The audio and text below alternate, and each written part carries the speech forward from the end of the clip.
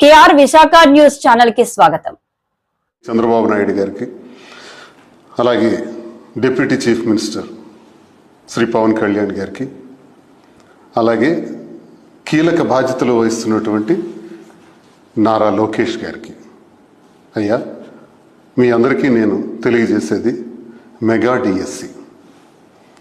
ఈ కూటమి ప్రభుత్వం అధికారంలోకి వచ్చిన తర్వాత మొదటి సంతకం కింద మెగా డిఎస్సి ద్వారా ఉద్యోగాలు తీస్తామని మీరు చెప్పారు. ఒక ఏడాదిలోనే అని చెప్పారు. ఓకే, నోటిఫికేషన్ ఇప్పుడు వచ్చింది.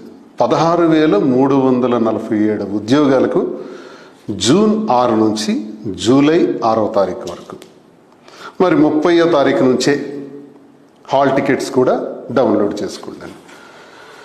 ఇది ఎలా తయారైందంటే, విపరీతమైనటువంటి ఆకలితో ఉన్నవాడికి మనం భోజనం పెడుతున్నామా, ఆకు వేసి భోజనం పెడుతున్నామా, ఆకుని లాగేస్తున్నామా, అసలు ఏం జరుగుతుంది? చాలా ఘోరమైన పరిస్థితులు. నేను చాలామంది మరి డిఎస్సి క్వాలిఫైడ్ పర్సన్స్తో, మెగా డిఎస్సి క్వాలిఫైడ్ పర్సన్స్తో నేను ఈరోజు మాట్లాడాను. అసలు ఏంటి మీ బాధ? ఇంతమంది నాకు ఫోన్ చేస్తున్నారు కదా, రెస్పాండ్ అవ్వమని చాలామంది ఫోన్ చేస్తున్నారు. అసలు ఏంటి నాకు క్లారిటీగా చెప్పండి అని. అప్పుడు వాళ్ళు చెప్పిన తర్వాత నేను కొన్ని పాయింట్స్ ఐడెంటిఫై చేశాను. వాళ్ళు చెప్పిన మాటల్లో జెన్యూన్ పాయింట్స్ ఉన్నాయి. జెన్యూన్ పాయింట్స్ మీద నేను మాట్లాడదలుచుకున్నాను. అన్ని సబ్జెక్టుల మీద నేను మాట్లాడదలుచుకోవాలి. ఆ జెన్యూన్ పాయింట్స్లో వాళ్ళు చెప్పినటువంటి మాట ముఖ్యంగా సామాజికంగా ఆర్థికంగా వెనుకబడినటువంటి ఎస్సీ ఎస్టీ బీసీ విద్యార్థినులకు 90 రోజుల పాటు కోచింగ్ ఇచ్చి తర్వాత టిఎస్సి నోటిఫికేషన్ ఇస్తామని చెప్పినటువంటి ప్రభుత్వం 30 రోజులు కూడా కోచింగ్ ఇవ్వకుండా 45 రోజుల గడువులో మాత్రమే ఈ నోటిఫికేషన్ ఇవ్వటం ఎంతవరకు న్యాయం? ఇది న్యాయమా? 90 రోజులు కనీసం డిఎస్సి ఎగ్జామినేషన్కి టైం ఇవ్వాలి కదా. గడిచిన కాలంలో టెట్ ఎగ్జామ్ కూడా ఇలాగే ఇచ్చారు కదా 22లో. మరి ఇలా ఇవ్వటం వల్ల ఇది మనుషులమే కదా, మానవులమే కదా. నిరుద్యోగులుగా మేమందరం కూడా ఎలాగో అలాగా ఈ ఉద్యోగాన్ని సంపాదించుకోవాలి అని ప్రయత్నిస్తున్నటువంటి మాకు ఇది తీవ్రమైనటువంటి మానసిక క్షోభకు గురి చేస్తుంది అని నాతో చాలామంది చెప్పారు. కనీసం 90 రోజుల సమయం ఉండాలన్నది ప్రతి ఒక్క టెట్ ఈ డిఎస్సి ఎగ్జామినేషన్ కోసం ఎవరైతే అభ్యర్థులను చేస్తున్నారో వాళ్ళందరి తాలూకా ముక్త కంఠంతో వాళ్ళు కోరుతున్నటువంటి డిమాండ్.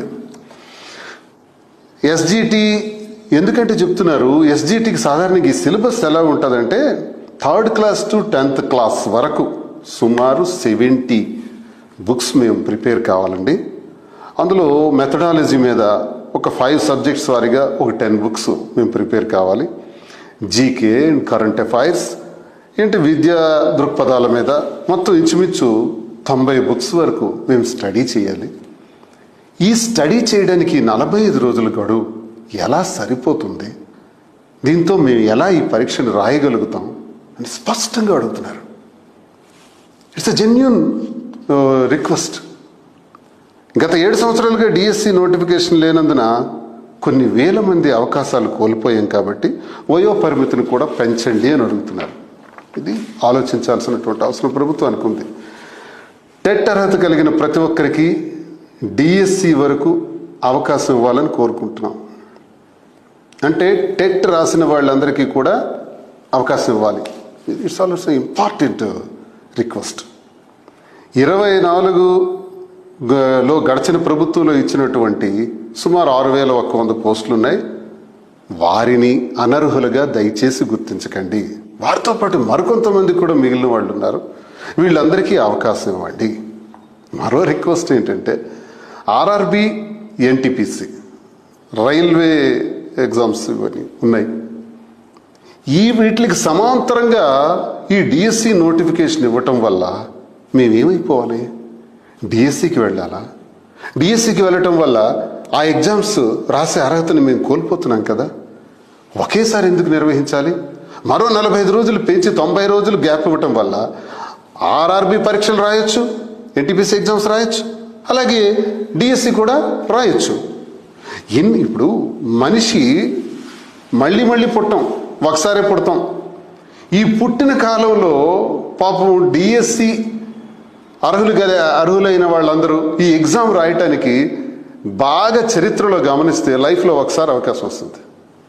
లైఫ్లో ఒకసారి వచ్చినటువంటి అవకాశానికి ఎలాగైనా నేను టీచర్ కావాలని ఎదురు చూసిన వాళ్ళకి ఏంటి కర్మ, ఎందుకు ఈ ఘోరం, ఈ ఘోరమైనటువంటి నిర్ణయాలు. ఒక చిన్న తప్పుడు నిర్ణయం ప్రభుత్వానికి ఏంటి సాధ్యం కాదు, ఎటువంటి నిర్ణయాలనే ప్రభుత్వం చేయగలదు. మరి ఆ నిర్ణయానికి సంబంధించి అందరికీ వెసులుబాటు అయ్యేటటువంటి తేదీలను ప్రకటిస్తే వారు రాయవలసినటువంటి సమాంతరంగా జరగబోతున్నటువంటి ఆ పరీక్షల్ని రాయగలుగుతారు, డిఎస్సి కూడా రాయగలుగుతారు. కొన్ని లక్షల మంది హాజరవుతున్నటువంటి ఈ పరీక్షకు 16,000కు మించి ఉద్యోగాలు లేవు కదా, అందరూ సెలెక్ట్ కారు కదా. మరి ప్రతి ఒక్కరు కోరుతుంది ఏంటి, సమాంతరంగా జరిగే పరీక్షలకు కూడా అవకాశం ఇవ్వండి అని కోరుతున్నారు. మరి నాన్ లోకల్ వీటికి కూడా అప్లై చేసిన వారికి కూడా అవకాశం కల్పించండి అని కూడా కోరుతున్నారు. 23 నుంచి 25 సంవత్సరంలో ఉండే వాళ్ళకి ఈ 45 రోజుల్లో టెట్ నిర్వహించే అవకాశం కూడా కల్పించాలని కోరుతున్నారు. ఇది చాలా ఇంపార్టెంట్ రిక్వెస్ట్. ప్రతి ఒక్కరికి కూడా ఈ అర్హత కల్పించాలి, టెట్ ఎగ్జామ్ రాసే విధంగా. అది ముందు ఇచ్చుంటే బాగుండేది. తర్వాత డిఎస్సి ఇవ్వాల్సింది. తర్వాత నార్మలైజేషన్ మీద ఎందుకు ఇంత రచ్చ? తెలంగాణ